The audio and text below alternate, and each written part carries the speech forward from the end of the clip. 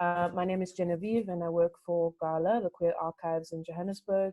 We are a LGBTIQ NGO, but we are also a archive. So we are the only queer archive in Southern Africa, and we collect and preserve stories from LGBTIQ people across the continent. So we are a uniquely African archive, and we are based at university, but we're actually not a part of Wits University in Johannesburg. We are our own center, and yeah, basically we have a public library that people can access in order to also, you know, have a space to kind of, you know, access queer fiction and a lot of really interesting. I'm the programs coordinator at GALA, so we're an NGO, and we also do a lot of community work and educational work around gender and sexual diversity. So today we are going to be talking about sexual orientation, gender identity and expression, and also sexual characteristics. We have our poster resource, the heading Asikulume, which is let's talk, let's chat about gender and sexual diversity.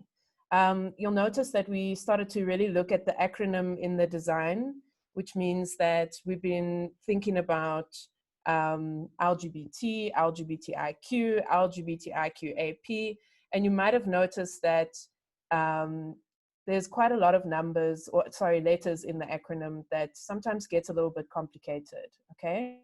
But on the list that we have provided for you, we're basically going to be focusing on the LGBTIQAP acronym, but within that, we're going to just look at another additional A that includes all of us, which is ally, okay? But if you really wanted to know how many letters are in the acronym, we're looking at this point, 16 letters. So why you want to have so many letters in an acronym? Because as a queer community, we're super extra. We have so many different identities. Sexual orientation and gender is complex. There's so many different layers. And I think it's much simpler and much easier to refer to gender and sexual diversity in the context of SOGIESC, which is what we're going to discuss today.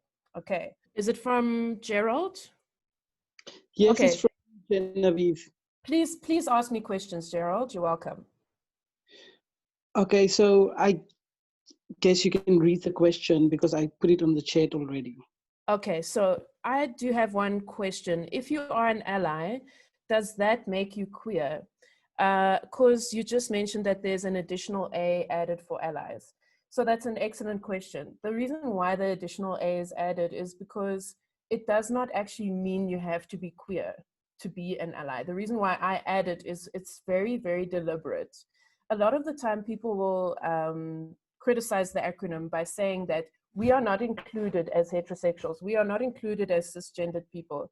The A includes a lot of different people because it speaks very politically to a role that is necessary in order to actually make changes in society. An ally does not need to be queer. An ally can be heterosexual. An ally can be somebody who is cisgendered.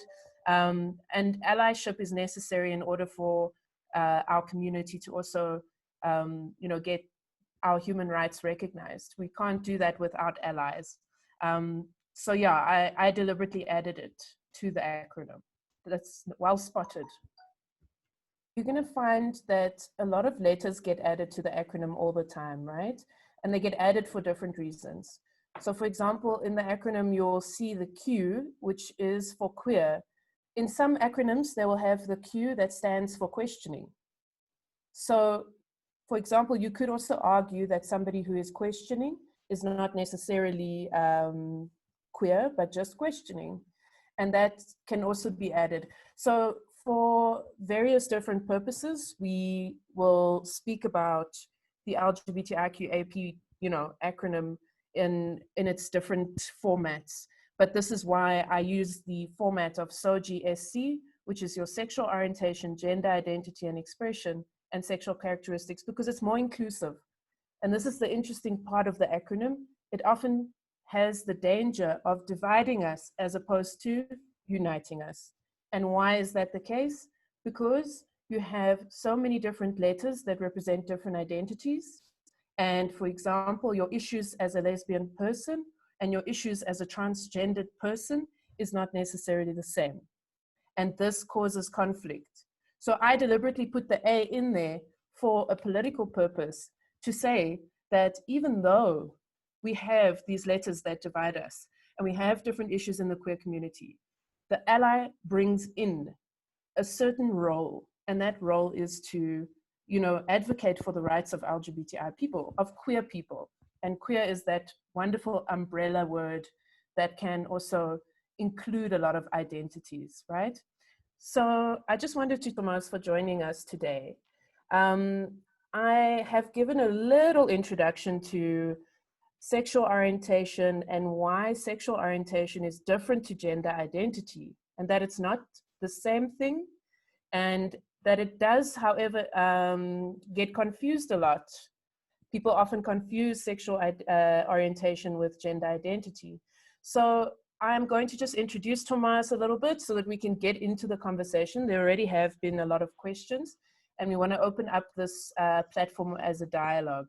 But Thomas is my colleague who works for the Fruit Basket, the director, the founder of the Fruit Basket, which is a NGO also based in Johannesburg, which works specifically with LGBTIQ refugees and migrants. And it's a fantastic community initiative. But today, Thomas is here as an educator. So I'm going to give you the floor, Thomas, and to kind of pick up from where I left off. Why do you think people do confuse sexual orientation and gender identity, just as a prompt? Okay. Hi, everyone. Wow, nice to see you all. I hope you're keeping well and keeping safe during this time. Yeah, I'm a transgender man. My pronouns are he, him. I don't know if you had said that already, Jen. But okay, so like you explained, sexual orientation has more to do, or is more to do with how you feel about other people, towards other people, and gender identity is more, or has more to do with how you feel within yourself, about yourself. So yeah, that's just the difference. It's you, and then it's about other people. And yeah, there are so many different gender identities. I know we were all taught that there's just two, there's men and there's women, or there's male and there's female, and there's nothing else. But there's so many other gender identities out there, and we don't have to understand all of them. We just need to respect them. Because if we try to understand, I think because there's just a whole lot, you will end up confusing yourself and making a mess when your intentions are good. So rather to understand. And I also think that we just need to normalize as human beings. For example, myself, when I came in here, I told you that I am transgender and my pronouns are he, him. So I think we just need to normalize that when we introduce ourselves, if we are different, if we don't identify as what society is accustomed to or what society knows, you normalize introducing yourself and letting people know who you are and how you identify. And I also think that as society, we should normalize also asking questions. We should normalize asking people what they identify as and what their gender identity is. So that being said, yeah, like I said, gender identity has more to do with how you feel on the inside. It's not about your sex characteristics. It's not about the body parts that you have, but it's about you and how you feel on the inside. So for example, myself, I was assigned the female sex at birth. I was raised as a girl, but that's not who I am. That's not how I feel on the inside. Even though my body parts say something else, what I feel on the inside matches what I look like on the outside. Okay. You know? So yeah, exactly. So what I think could be quite useful for the facilitators on the call is let's take it to the classroom. Let's imagine we are back at school and we have young people with us in our groups that we are teaching. And there are a number of young people who are seeking information, who are seeking education around gender identity. Let's think about what that could have meant, for example, to a young Thomas at school. What a difference that can make in a person's life to have the information accessible at a young age, to understand that there are so many different aspects to gender, and that gender is not necessarily just divided into male and female. The school is very binary. It's a very binary environment. So a lot of our facilitators are trying to also access information that will be easy enough to translate to a young person who is also seeking advice. So what do you think about that, Thomas, in terms of the importance, how important do you think education around this is, around these themes? I think it is very, very important, because then I always like to use myself as an example. I didn't have all this information growing up. I'm 34 years old now. And for the longest time, like, I lived my life not knowing who to turn to, not knowing what it is, what to name what I was feeling. I only came out as transgender at 30 years old, not because I didn't want to come out, but because I didn't even know the right words to use. I didn't even know who to speak to. I didn't understand it. Just because nobody gave me that kind of education, and the people that knew about it were keeping it to themselves. It was just like an elephant in the room that nobody really wanted to discuss. So for the longest time, I lived in fear. I lived a confused life because I didn't know who I was. And I don't even want anybody to go through that. So it is important that we teach the kids today. We give them this information so that they grow up knowing, so that they grow up understanding. By giving them this information, we're not trying to change them, but we're just trying to make them know what is out there. So it is very important. So, like, the things that we need to know is that gender identity can be broken into 3 different parts, which is gender expression, which is biological sex, which is also, gender identity. So gender identity is how I feel on the inside. Gender expression is how I present to the society. It could be the way I dress. It could be the way I act. It could be my demeanor. It's a different thing. And then we can talk about biological sex, which is the body parts. So it's different things. What we should just never do is assume gender. Like, for example, that I come to you now and I told you that I am Thomas, I'm a transgender man, I was assigned the female sex at birth. And then the next time that you see somebody that looks like me, just because Thomas said he's transgender, you don't have to assume that the next person identifies the same way that Thomas identifies.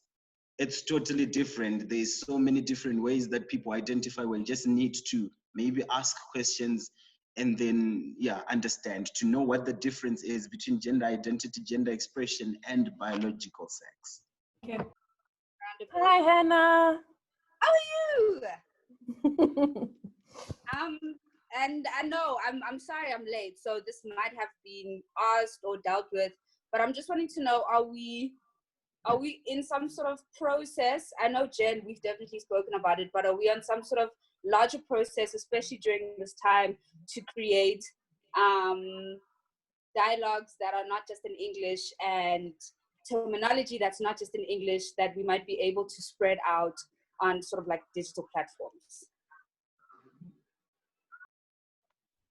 Yes, so I mean, Puleng, you can also comment on this. This is absolutely the work that you do. In terms of, this conversation, I think that needs to be a follow-up. So we need to be thinking about words that are used in various different languages that are not English to talk about gender and sexual diversity. It's 100% necessary. It's probably the most important and probably the most lacking thing we have in our education system. Is we're always talking about this in languages, in English, and we talk about it in terms that are inaccessible. So perhaps we can, So in terms of that, Puleng, I don't know if you want to talk a little bit about the work we've done and what we would like to do. Yeah, absolutely. I agree. I mean, like we have initially started a project. Actually, it was a facilitation which actually asked for facilitators to actually also kind of like find, it actually started off from the idea of find new words. And we were really trying to encourage people to actually kind of come up with their own names, because we know that the LGBTIQA plus is actually kind of restricting. And we came up with beautiful names. I mean, people came up with words like chameleon. So it actually, the idea of not just translating the word to word, but actually coming up with the concept and then the word that goes really well with that name. So I think there was a name, chameleon. We had, what else did we have, Genevieve? So there was Le Obu, the chameleon. Yeah. And then there was Ufudu, the tortoise. Yes. Ufudu is asexual because she moves at her own pace, people. She does not move at the pace of Ukozi, who is the eagle and flies way up in the sky as the patriarch that he is. Then there's lots of other characters that we've used, and terms like Utingo, which could be a very good term for queer. As you know, I don't know if all of you know, it means rainbow. So there've been some work we've done in this department, but I don't think it's enough in relation to getting, yes, it's always changing. So what you're saying, Hannah, is so important, because that workshop, you know, it doesn't exist in isolation. Each time you talk to people about these things in their own mother tongue, it changes, because such is the nature of those languages that are not like English. For example, English has your pronoun, right? Your he, she, him and her, and so on. But in African languages, do we use pronouns to identify people? Do we gender them? So we are actually speaking about, you know, the importance, for example, when you're going into a classroom and you're working with young people and they're asking you questions. Of course, you can answer them using the language that we are equipping you with. But at the end of the day, you're going to be talking to people in mother tongue, and you're going to be talking to people and they're going to be asking questions in mother tongue. So in terms of equipping yourselves as facilitators, it does require being creative. It does require really thinking out of the box and trying to use what you learn from the English terminology, but then to try and think of creative ways to talk about it in different formats. Proud of those posters. Please use them. Please read through them. They're very, very informative. And then in the next cycle of posters, we will be using a lot of the kind of commentary that was in this call anonymously to create further resources. So nobody will ever be named when we quote you. It is always anonymous, but these kinds of questions are important because lots of people out there have the same questions, and hopefully our resources will raise awareness. I don't know if you have any closing comments, Tomas. But that's all from me. Thank you so much for being a part of this training. I look forward to more. Thomas, any last remarks from your side? Yeah, not much, but yeah, just to say thank you to everyone, and thank you for being so open-minded, and yeah.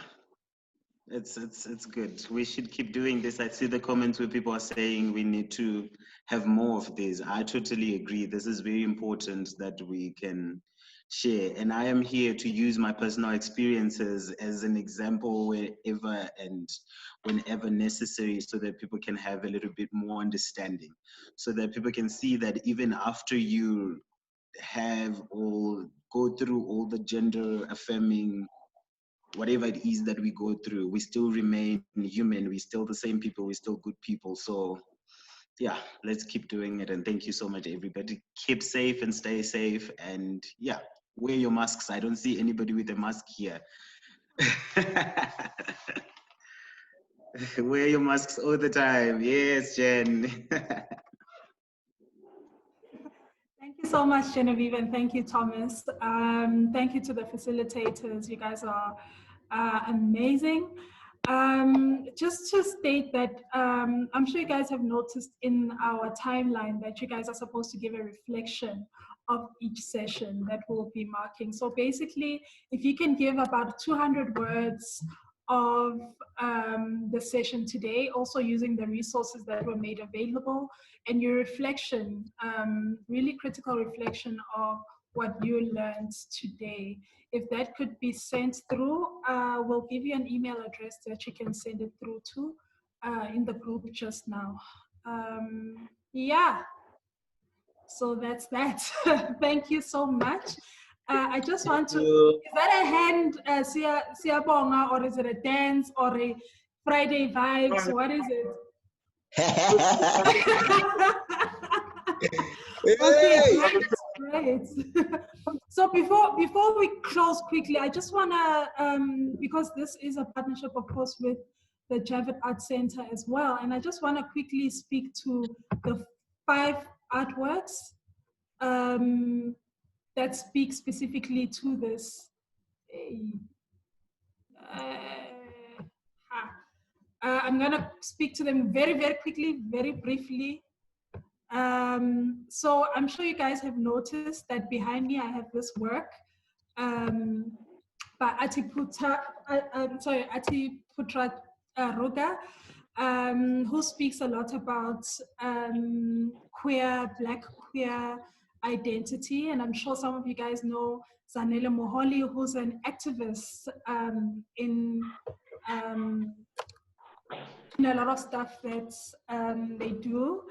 We have Nicholas Slobo, who really speaks to his journey and his identity in terms of coming into this, his gay identity.